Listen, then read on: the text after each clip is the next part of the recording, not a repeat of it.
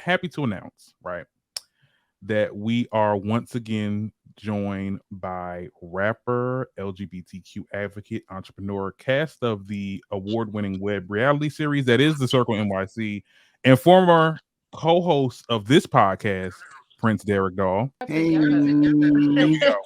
Here we go. Hello, darlings. Hey, yo. Hello, handsome. Oh, now we got a feature with Yoshi. Oh my goodness. Yes.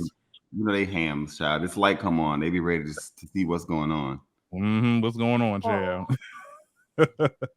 I mean, so how's it been? I mean, I know you did a lot of interviews recently, so this is really going to be more of a conversation. This is a catch up, okay? Because we have got to catch up on a lot that's happened, okay? I think the last time we actually met up, it was your birthday party at what it was. I know it was in New York. When I said that was a great night.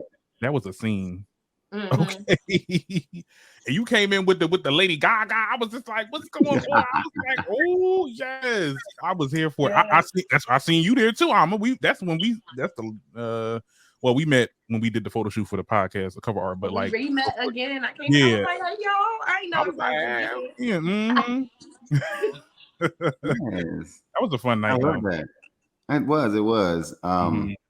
It was a great experience. I was talking to one of my friends the other day because my birthday is in 2 weeks. So everybody's like, what are you doing? What are you doing? I was like, I don't think anything in the next 4 or 5 years is going to top my birthday last year. Mainly because, it was not just my birthday. I had a listening party for music that I've been working on that I was excited about and got a chance to see people really vibe to it and receive it and just have a good time, and so it was a real celebration considering everything that I'd gone through up to that point, and just to be surrounded by people that I love and care for and that love and support me, and for us to just have a good time. And it was fun. It was a moment. And so this one's probably going to be a little more low key and a little more childish, but yeah, it was a great time. And I'm glad that you all finally connected. I know my cousin was like, I want to do a podcast. I want to do a podcast. And I think we were trying to get Amma on the show before, and we were trying to bring another co-host on. Remember? Mm-hmm. Yeah. And I don't know. I guess it just didn't work out because I think scheduling, and I'm going through some other things too. So I'm glad that it worked out the way that it did. So welcome to the Darren Green Show. Welcome, yes. No, she is. I love Amma. She brings something to the show that I always wanted. Just like I always love the idea of having like a panel type of podcast with like multiple people, and having three. More is the merrier. I'm here for it. Here for whoever wants to come on and join. But you've been to a lot of places recently too, because I know you went to the VMA Awards. You did the red carpet for them. You interviewed a couple people. You interviewed Saucy Santana. Mm-hmm. I mean, that was like seeing you do that, because I think I was doing a watch party and I was like looking at the red carpet and I was looking on Instagram and seeing what people had on. I mean, like I think I seen you on Pop Crave because they retweeted your red carpet look, and I was just like, oh my goodness, like that is just so amazing that I know someone that is literally doing the things. Okay. Yeah. And you saw Nikki. I know you did. Look. I did. I was there. I was in the building getting my life. Yeah. It's so interesting. I know me and Amma talked about it, like how they're doing the VMAs in Newark now. It's now their second time, which is like a big thing for Jersey. It's a big thing for Newark as well, but really, like I would never thought that a place like a award show would be in Jersey. Well, I mean, they utilize Prudential Center all the time. Even when people book their New York shows, they consider Newark to be like a mini NYC. And we're pushing now, even with the city, is that no, when you book these shows or when you list them on your website, list it as a Jersey site. It's not just I'll be in New York performing at Prudential Center in Newark, New Jersey. No, you're going to be performing in New Jersey, in Newark. Yeah. Okay, if you perform in New York, they got all them stadiums. You can go to Madison Square Garden, go to Barclays. You know what I mean? But when you come to Prudential, when you come to Newark, you're in Jersey. So I think it's a great look, and I was just just glad to be there and to kind of like live my dreams out loud too. So it was definitely it was fun, and I can't wait to see what happens next. Yeah, the VMA Awards. That was always one of my favorite awards because they were fair. One with how they issue out their awards. I love that they gave Not the Nikki Vanguard. Right. Period. The Nikki Vanguard Award. Okay. I'm like definitely overdue. Let's be very clear. But that's. I'm happy that you had that experience. Now when it comes to music, because I know you just dropped like a mixtape, Gold Rush X. Mm-hmm. That let me just tell you, I love the Chop remix, but my personal favorite is All Right because I'm into pop. I love me a good pop record. Okay, and this is like almost dance pop. I love it. It's catchy. So I'm glad that you're doing that, but also is the album, what's going on with that? Like, are we? Because I know I heard some snippets, I heard some songs and stuff like that. Is it finalized? What's going on with that? So, crazy story about the album. So the album is still coming, right? Okay. So me doing Gold Rush X, it was literally, I had forgotten to celebrate the 10-year anniversary of my first EP, which was Gold Rush. That came out on December 12th, 2012. And I was going through some of my social media, and one of the memories popped up, and it was like, oh, 9 years. It was like, oh, snap. I was like, my first EP is 10 years old. Like, I'm literally a vet now. Like, I've been doing this for over a decade. Like, I've been pursuing my dreams and writing and recording and living and learning and all this stuff for over a decade. And I really wanted to be able to celebrate it. I wanted to be able to give my fans who remembered some of those songs from the first time, give them a reimagination of it, remastering, different quality. And I was like, okay, well, people have been asking me about a Chop remix if I'm going to do one. And there's still 2 other remixes of Chop that are coming with the album. I'm excited because I love Chop. But I was like, you know what? It's a celebration. Like, I spent New Year in Curacao. And we brought the New Year in on the beach at a big ass dance party. And I remember what that vibe was like. People out there in the beach drinking and partying.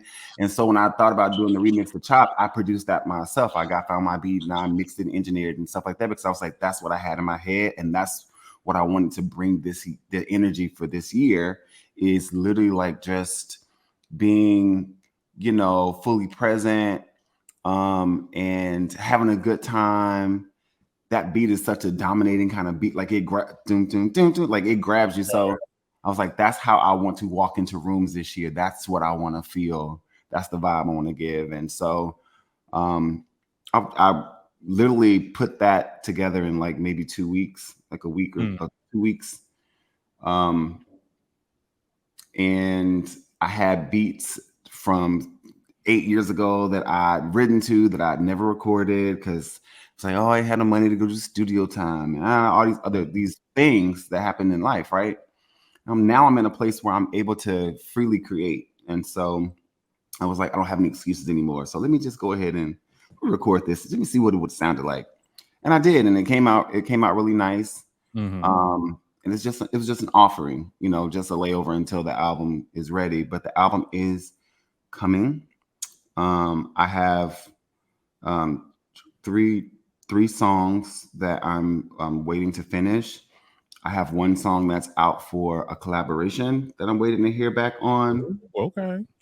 And it could definitely be a game changer for me in my career if it gets in on time. But I'm not in a rush anymore, right? I'm not in a rush.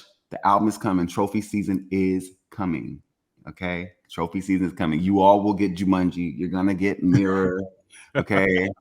You're gonna get Bring That. You're gonna get Bring the Doll Out. You're gonna get all of those things that you've been hearing me use on social media. So the album is coming. It'll be out sooner than you think, actually. Okay. I thought you was about to give us a little September, spring, summer. I'm thinking it's gonna drop on his birthday. That's why I'm scared. I feel like that's something that he might do. He said he wants a subtle event. Yo, you want a subtle birthday, baby? This is gonna be That nice. subtle enough. I could drop it and y'all can listen. It's just a nice little low key. I will not confirm nor deny said allegation.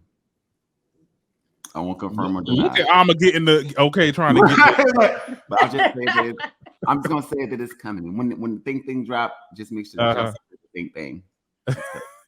Now you say you have 2 different remixes for Chop. So I mean, is there gonna be is that the one with you're gonna have a feature with that one? You think you might have so the other 2 remixes of Chop will have other featured artists. One of them will have 2 other artists on it, and then the other one will be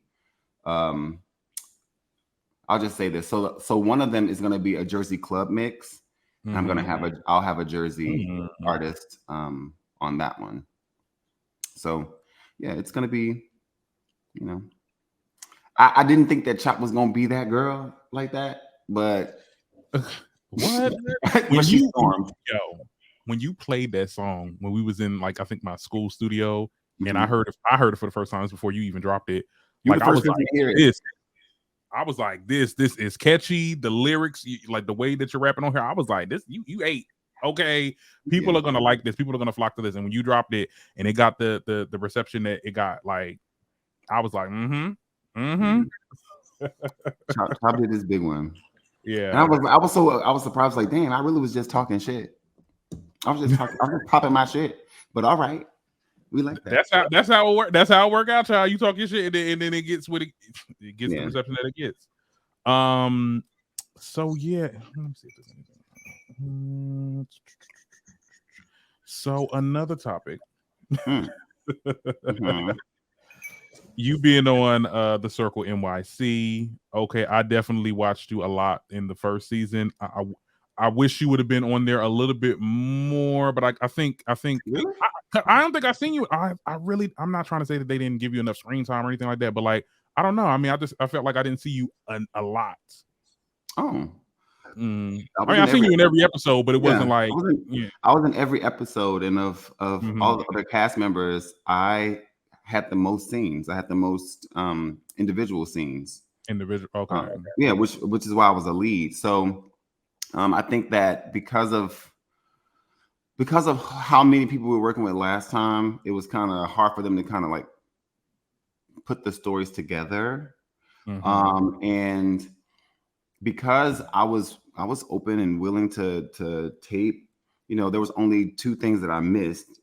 But the reason we have a season 6 coming is because in the middle of season 5, it got to the point where I was showing up for everything and they weren't. And I was not about to continue to keep coming from Jersey to film or rearranging my schedule when people who live 10, 15 minutes away from the place we taping at ain't showing up. And so there was a plea to, we need new people. And the producers got together, as you saw on the season finale, and they got a call and they would either decide to cut our season short and recast for another season, or they were going to add people into our season. Ultimately they decided we're just going to close this season out, and then we're going to bring in new people, and we'll just start over. So so season 6 is kind of like an extension. I literally taped for almost a whole year consistently. Like I taped all year long. From October 2021 to I think July, August of 2022. So I taped for a very long time, like almost a whole year of just taping back to back. So I think it was a great introduction though. I didn't have any issues with how many scenes I was in. The fans received me well, and I was grateful for that. It was just an opportunity for me to share my story. So I really enjoyed that season. All right. But you'll see enough of me. Well, I was here at first. I was watching it, just to see. I'm like, oh, I want to see what they're going on. Mhm. But you were like new to the show too, and it could have been like, hey, people that were there before. It's probably a little bit more seniority to certain things. But season 6 is coming, and I was about to ask for like a taste of what's to come, but we actually have a video, a little sneak peek of what's to come on season 6 of the Circle NYC. We're gonna play it now, and then we're gonna talk about it because I already got some things to say. A lot of different energies going on. You can tell off the rip that you're gonna have some that are gonna be firecrackers, and then you have some that are probably gonna be duds. But I'm interested in getting to know them individually. But as a group, I think that we may have found our magic mix. I'm prepared for anything. Child, be prepared, because these kids give the absolute most. Leave me the fuck alone! Leave me the fuck alone! Leave me alone! Shit! Leave me the fuck alone! Because now you're gonna be tight. And you don't want that type of smoke. So leave me alone. Period. What you taking your shit off for? You got me 3 times. I don't want that alone. Leave me alone.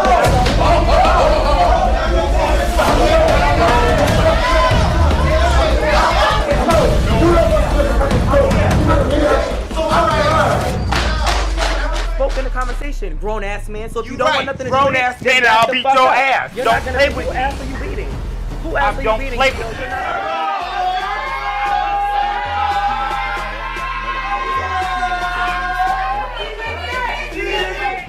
Now you can suck my dick and that's what I said. I'm the one. I'm the one. I'm the one. You gonna get stand up like this in front of these white people? In front of these white people like this? And then you turn around and then. No, it wasn't. I asked you. I grabbed you. I and asked tried to you snatch when I had you by your neck at that sink, what did I say to you? I looked you in your eyes, and what did I say to you? Don't do that. Get it? No, you don't.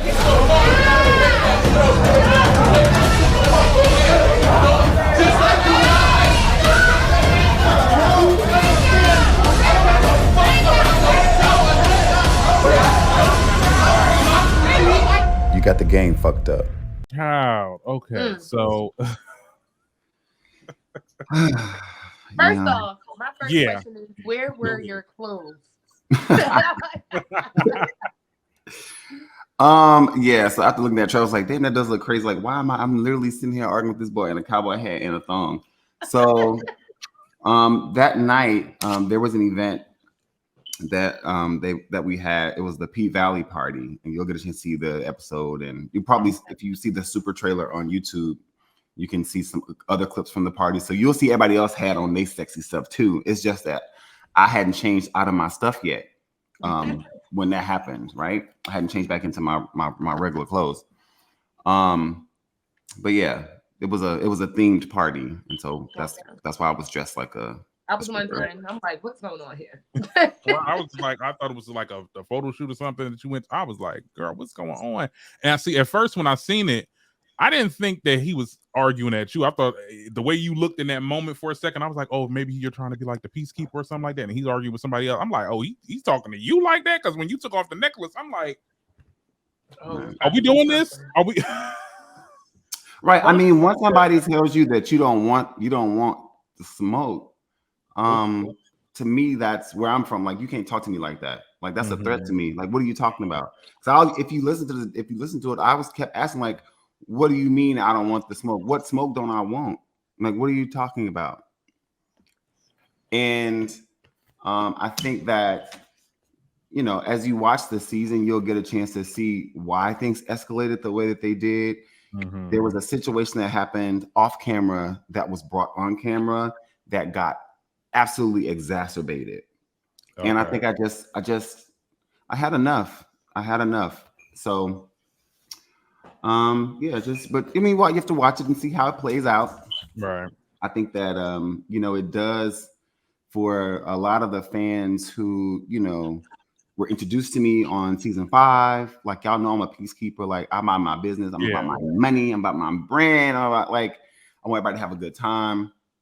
And so it was a shocker to them. It's like, oh, I don't think we're gonna see Derek in this way. But like, I'm a human being, and you also, this is this is an opportunity for you to get a chance to really know us and see us in a vulnerable way. And this was one of those times where you got to see the other side of me, you know, and I'm not making any apologies at the moment about anything that people will see this season, because it's my truth, right?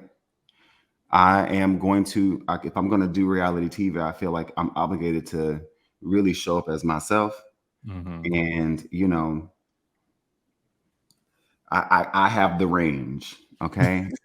I have the range, and people who really know me, and you know, I'm from Shreveport, you know where I'm from, and you know how deeply I love my friends, and like how intentional I am about wanting to see people experience the best of themselves too. Like, if there's something I can do to help somebody, I'll do it, just because I feel like that's how we're supposed to do this.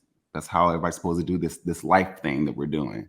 And some people, I realize, like, there are other people out in the world who really just only think about themselves and haven't really tapped in yet.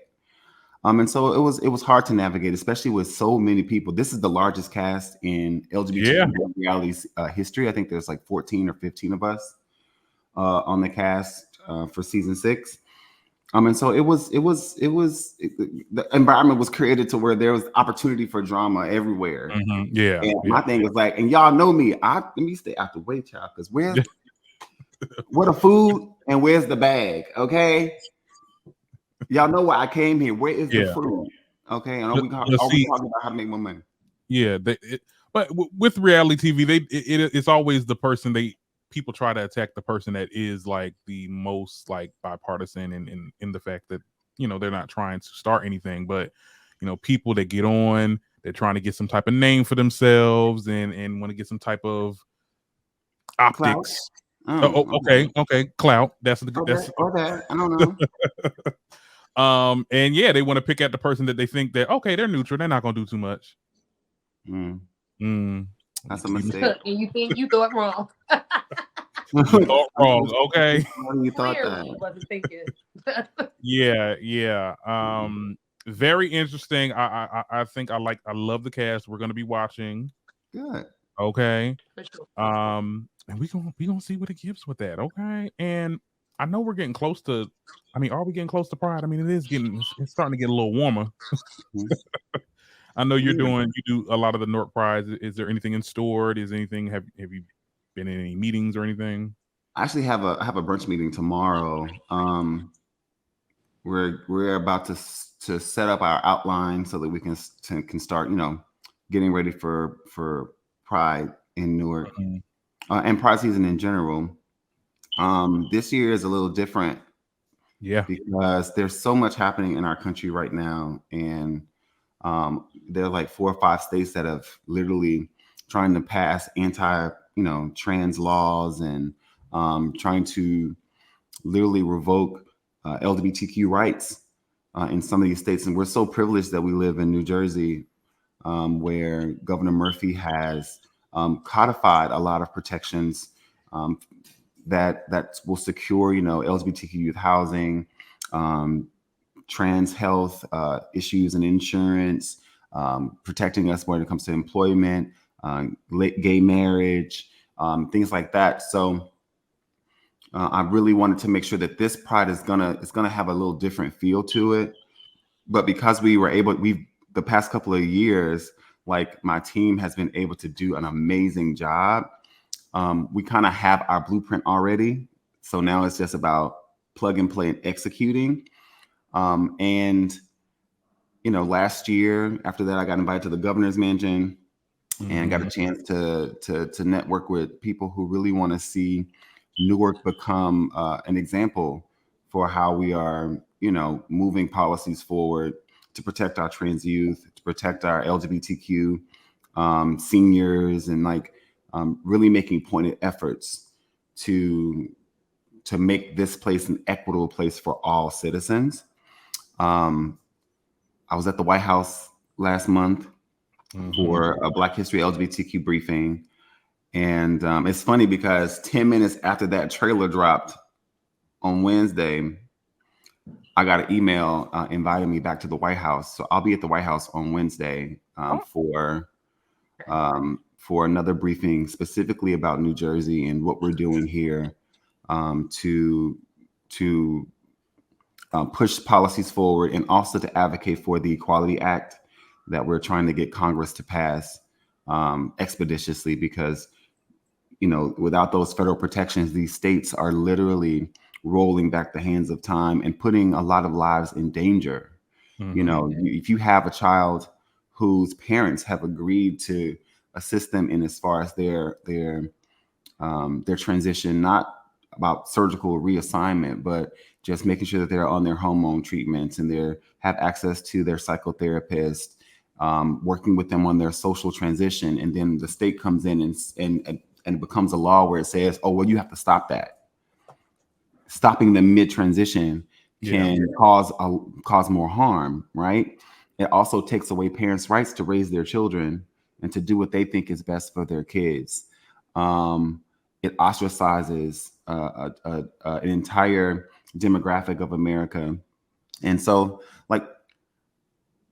we're in a different space, and it's nothing to really, I won't say be afraid, because I feel like the change has already happened. We're here, we're present, but this isn't a time to retreat. This is the time to strategize. This is the time to galvanize our communities, bring communities together from different cities, different states. And when we talk about Pride started as a protest and not a party. And so this year's feel is going to be a little different. That's all I can say in the city of Newark. I know that's right. And so I'm excited. I'm honored to be in this place that I'm in right now for such a time as this. So I'm excited for Pride this year. And there'll be an announcement coming out soon when we release what our theme is, and then all the stuff will start. Well, all right.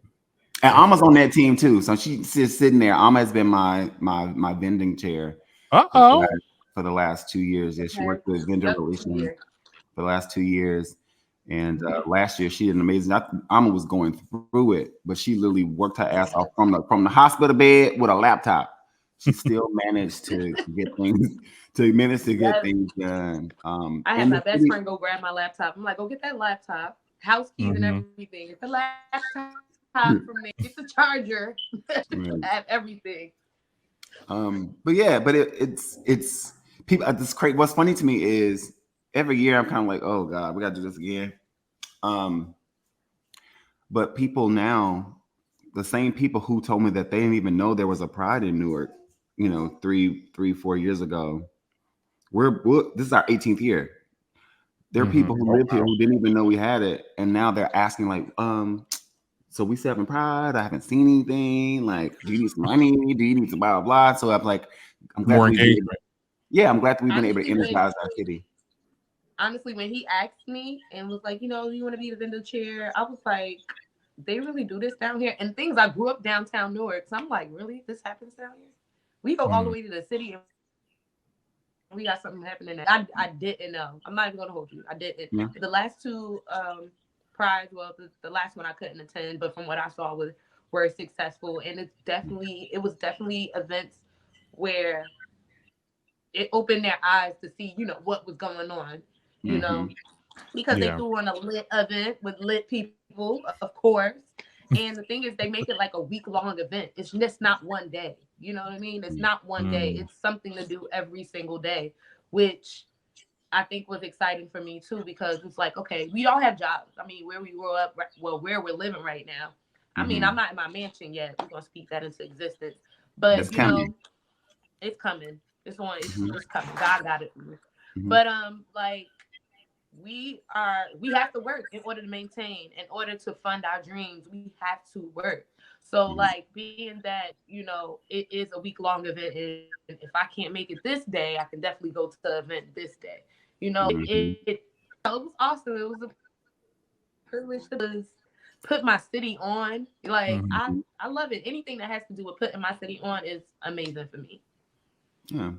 And we did that, and I'm grateful. I'm grateful to everybody. I'm glad that the city now understands the value of these types of events and how affirming it is. Because you can't tell us that Newark is a safe place, or that you're interested in creating more diversity and highlighting inclusion if the people don't get a chance to see themselves in anything or in any spaces. And so I think what Pride has done, or what we've done here in Newark, is we've shown people that these are the people, these same people that you may not even know, because nobody owes to tell you what their sexuality is. Like, we don't owe that to anybody, right? It's your own personal business. But it allows businesses to be able to see, like, oh snap, like they come in here all the time, like. And I've never been able to like put community together, or introducing LGBTQ business owners. Like, oh, I didn't know you were family. Like, I didn't know this was a place that I could come and feel safe, because in your brain, you're like, oh, it's Newark and you got to be careful and you got to blah, blah. Like, no, like there are spaces and places here that will welcome you, where you can feel safe, you can have fun, where you feel valued, where you can share and exchange ideas, and you can really make change happen. And so yeah, I'm happy for Pride. I also have another announcement coming out later this year. Actually, I may announce it at Pride. I'm going to announce it at Pride. I just thought about something. I'm going to announce it at Pride. But there's a lot of work to do, and I just feel like I'm in a position now where I'm able to do it and dedicate a little more time to it. So there's definitely going to be some new things. The doll is going to be dolling all year. Period. Okay, let's put that bomb on it. All right. Now,